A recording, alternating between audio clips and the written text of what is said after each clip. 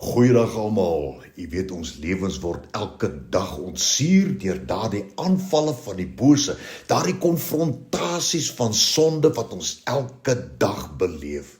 Hierdie is 'n stryd wat ons almal in die gesig staar, maar die Here roep ons om in sy voetspore te volg met die wete dat ons nie in ons eie vlees en met ons eie krag kan oorwin nie.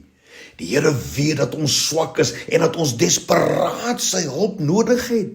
Die goeie nuus is dat die krag wat die Here aan ons beskikbaar stel, meer as genoeg is om enige aanval van duisternis te weerstaan en ook om dit te oorwin. Deuteronomium 33 vers 27, die Here leef vir ewig en altyd en hy is jou veilige woning. Sy krag duur tot in ewigheid en hy sal jou beskerm. Hy sal jou vyande vernietig en hulle voor jou uit verdryf.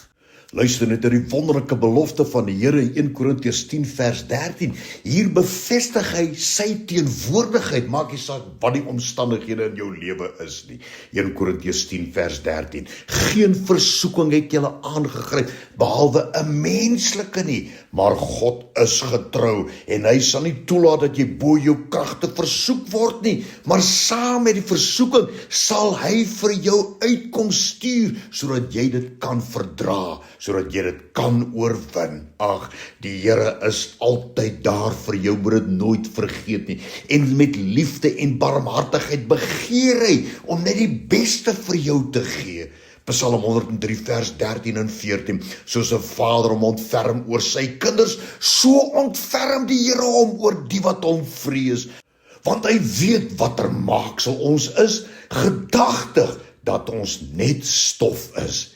Weet ons kan hieruit leer dat maak nie saak hoe groot en menslik onoorkombaar jou situasie ook al mag wees nie, die Here is daar vir jou. Hy het jou nie vergeet nie en hy weet wat jy nodig het.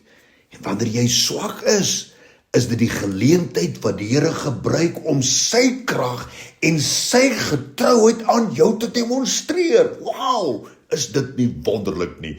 Dankie daarvoor, Here. Dankie dat U ons ken en dat U saam met ons en met ons is. Amen.